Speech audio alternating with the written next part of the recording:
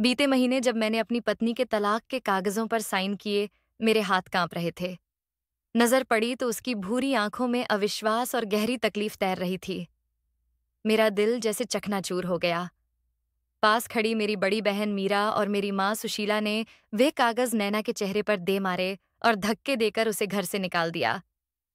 वह कुछ देर चौखट पर खड़ी रोती रही और फिर बद्दुआ देते हुए अंधेरे में चली गई। मैं, विक्रम, सारी रात अकेला बैठा रोता रहा। भोर होने ही वाली थी कि मेरी बहन की चीखों ने पूरे घर को हिला दिया।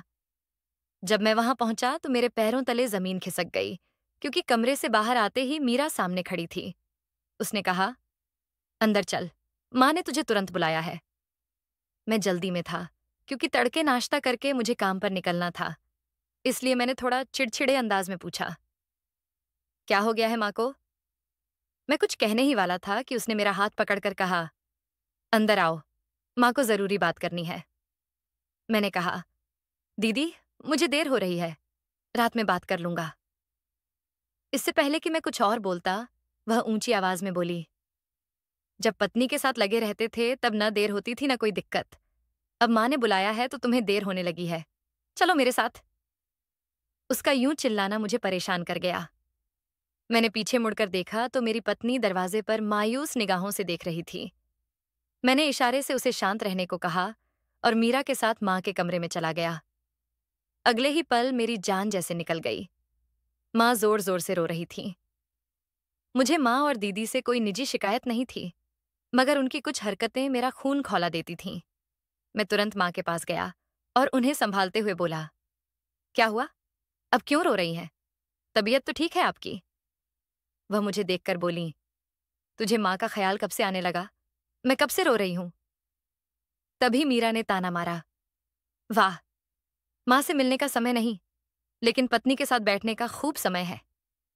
मैंने कहा, दीदी, प्लीज चुप हो जाइए, मुझे माँ से बात करने दें। माँ ने बहन को चुप कराया और मुझसे बोली, मुझे तुम्हारी पत्नी के बारे में बात करनी है।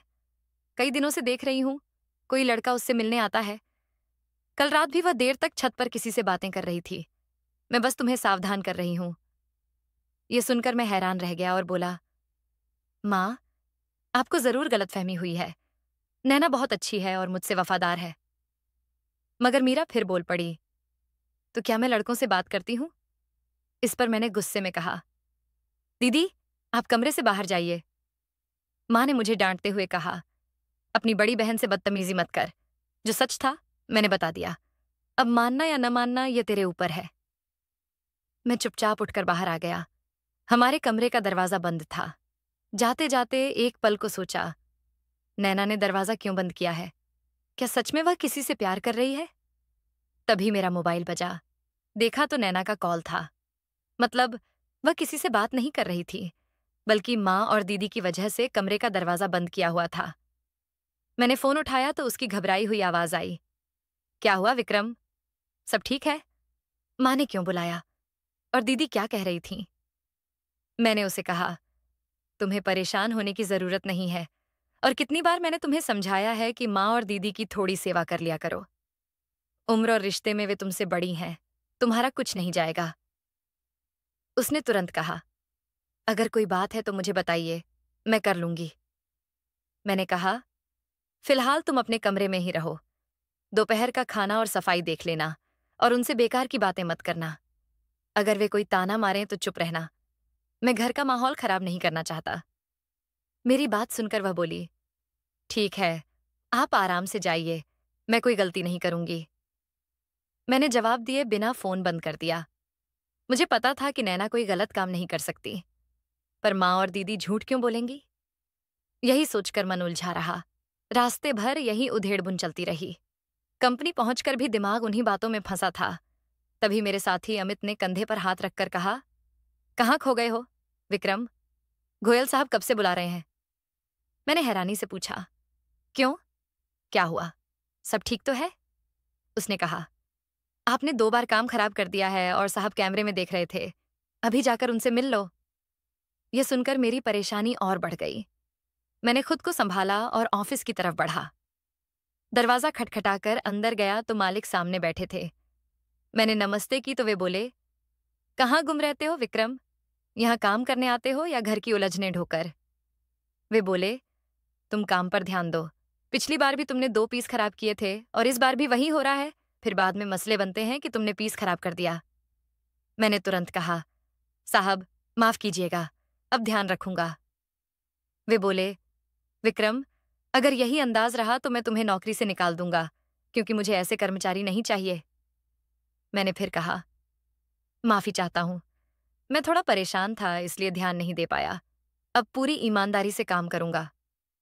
वे पूछने लगे, ऐसा क्या मसला है जो तुम काम पर ध्यान नहीं दे पा रहे?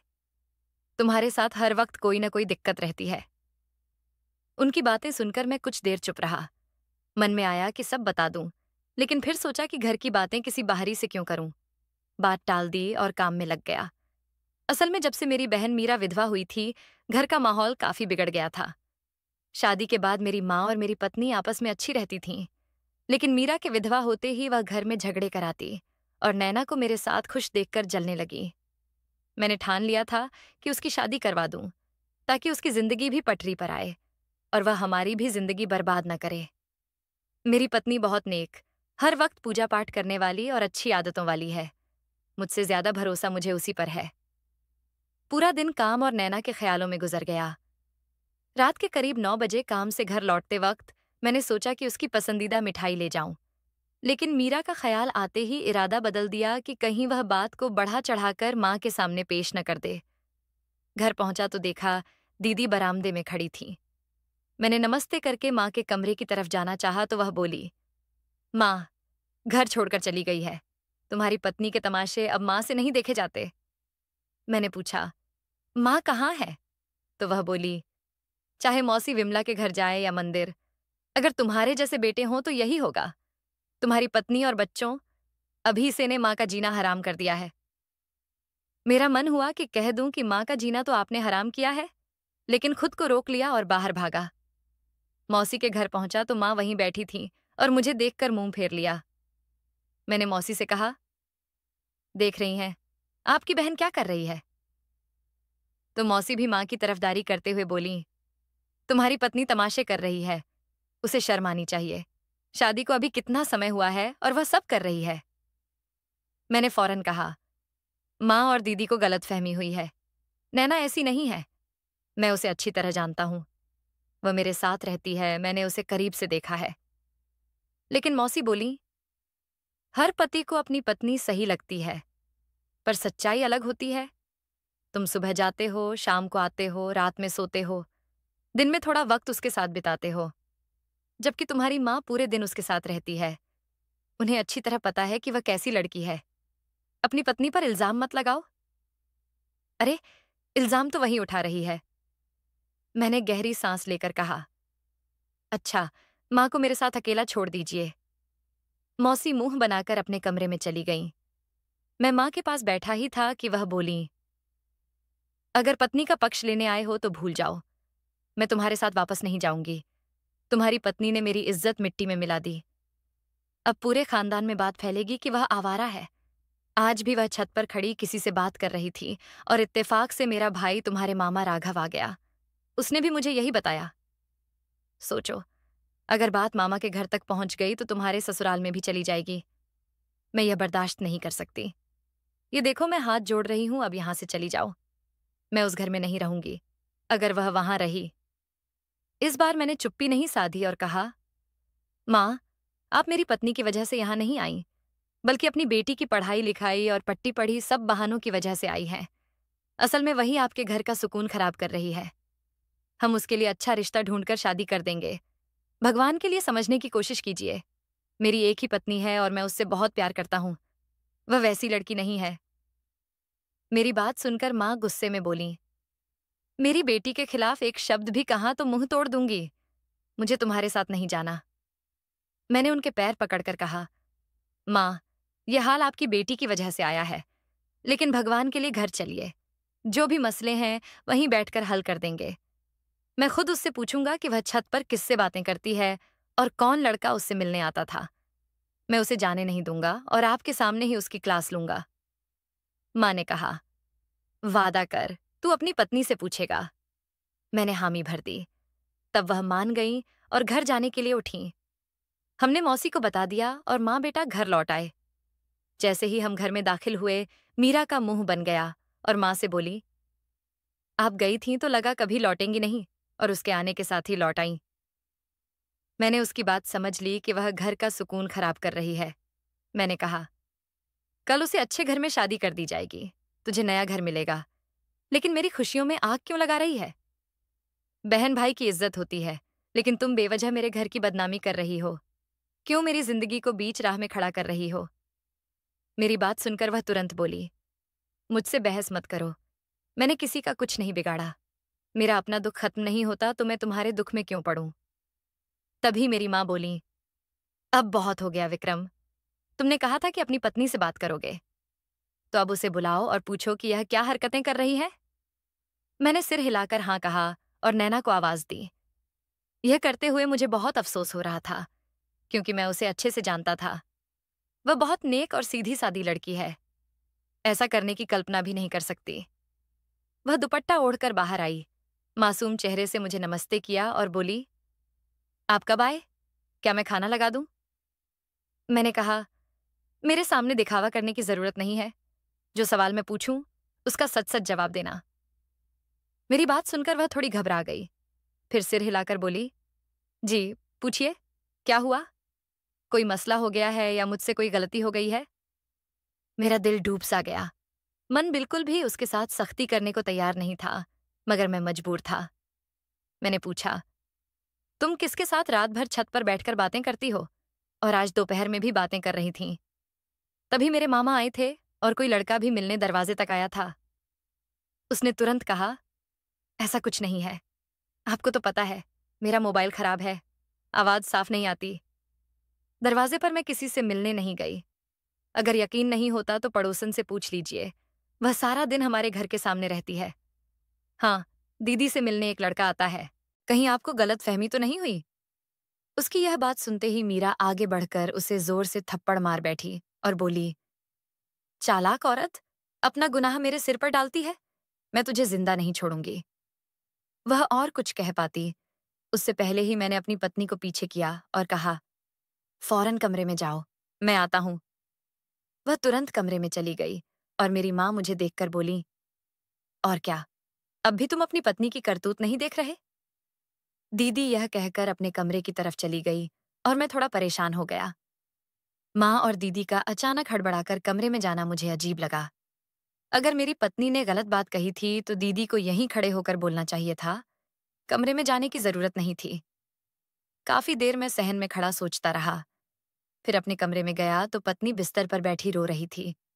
मैंने कुछ कहा भी नहीं था कि वह उठकर बोली, विक्रम, मैंने कुछ नहीं किया, मैं सिर्फ आपसे मोहब्बत करती हूँ, आपके लिए जान दे सकती हूँ। मैंने कोई गुनाह नहीं किया। मेरा मोबाइल चेक कर लो, पड़ोसन से पूछ लो। मैं किसी से नहीं मिलती, लेकिन दीदी मिलती हैं। मैंने कभी आपको यह बात नहीं बताई, क्योंकि मैं भाई बहन के बीच दीवार नहीं बनाना चाहती थी। उसका रोना मुझे अजीब हालत में डाल रहा था। मैं आगे बढ़कर उसे गले लगाकर बोला, अरे बेवकूफ, क्यों रो रही हो? मैंने बस तुमसे थोड़ा सख्त लहजे में बात की थी ताकि हमारा घर सही चले। उसने कहा, आजकल मैं शोर शराबे से परेशान रहती हूँ, इसलिए आपसे कुछ देर बात करना चाहती हूँ। हम दोनों काफी देर बातें करते रहे। फिर वह मेरे लिए खाना बनाने किचन में चली गई। रात भर मुझे अजीब सी बेचैनी रही, लगता था कुछ बुरा होने वाला है। अगली भोर नाश्ता करके मैं बाहर आया तो माँ बोली, कमरे में आओ, देखो वह क्या कर रही है। मैं अंदर गया तो देखा, मीरा ने कलाई पर छुरी रखी हुई थी। बोली, एक कदम आगे बढ़ाया तो नस काट लूंगी। तुम्हारी पत्नी ने मुझे बदनाम करने की कोशिश की है, मैं खुद को सजा दूंगी। मैंने कहा, दीदी, पागल हो गई हो क्या? उसने तो सिर्फ एक सामान्य बात कही थी। मुझे पता है, आपको भी यकीन होगा कि आप ऐसा कुछ नहीं कर सकती। लेकिन मीरा बोली, तुम्हारी पत्नी ने सबके सामने मुझे जलील किया है। अब मैं जिंदा नहीं रहूंगी। अगर चाहते हो कि मैं खुद को खत्म न करूं, तो तुम्हें मेरी हर बात माननी पड़ेगी। मैंने कहा, ठीक है, बोलो क्या करना है। बस खुद को नुकसान मत पहुंचाओ, वरना मैं मर जाऊंगा और खुद को भी कभी माफ नहीं करूंगा। तभी दीदी बोली, तो अपनी पत्नी को बुलाओ और उसे तलाक दो। अभी। तभी ये मामला खत्म होगा। माँ भी बोली, जल्दी बुलाओ अपनी पत्नी को। क्या तमाशा लगा रखा है? अगर मेरी बेटी को कुछ हो गया तो मैं तुम्हें नहीं छोड़ूंगी। यह सुनकर मैं घबरा गया और जोर से अपनी पत्नी को पुकारा। दूसरी बार पुकारने पर वह कमरे में आ गई और बोली, क्या हो रहा है विक्रम? सब ठीक है? मैंने कहा, दीदी, आपको छुरी लग जाएगी, गुस्सा मत कीजिए। लेकिन वह सुनने को तैयार नहीं थी। मीरा बोली, चुप रहो, तमाशा मत बनाओ। ये सब तुम्हारी वजह से हो रहा है। विक्रम, इसे अपने घर से निकाल दो, वरना मैं खुद को मार डालूंगी।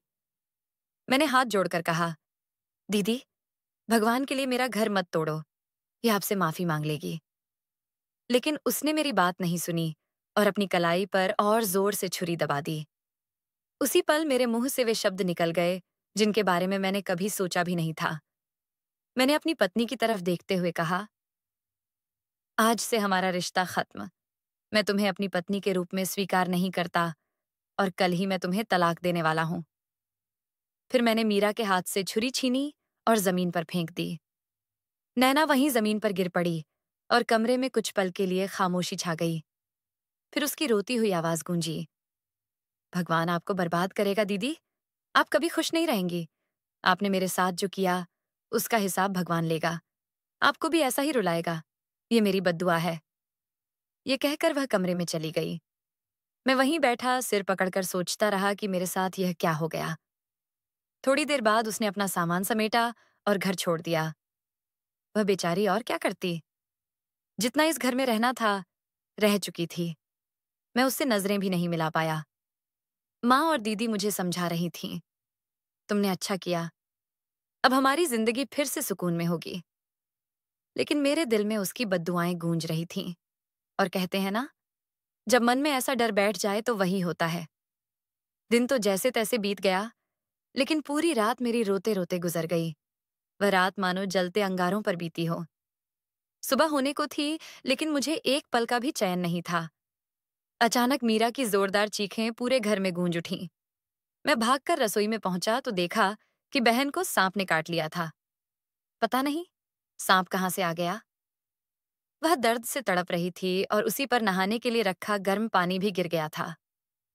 मैं समझ ही नहीं पा रहा था कि अब इस हालात को कैसे संभालूं। मैंने तुरंत उस सांप को मार दिया और मीरा को लेकर अस्पताल भागा। लेकिन तब तक जहर पूरे शरीर में फैल चुका था। अस्पताल पहुंचने से पहले ही उसकी मौत हो गई। जैसे ही मैं बहन की लाश लेकर घर लौटा, मेरे सामने एक और बड़ा दुख खड़ा था। मेरी माँ का भी इंतकाल हो चुका था। वह जीना से फिसलकर गिर गईं और उसी पल उनका निधन हो गया। पूरा घर खाली और सुनसान हो गया था। जिन्होंने हमारी जिंदगियों को उलझा दिया था, वे इस दुनिया से जा चुके थे, मगर मुझे इस दुनिया में बिल्कुल अकेला छोड़ गए थे। मैंने अपनी पत्नी से बहुत माफी मांगी, उसके पैर पकड़ लिए, लेकिन उसने बस इतना कहा, विक्रम, आप इंसाफ नहीं कर पाए। आज भी उसके ये शब्द मुझे चैन से जीने नहीं देते।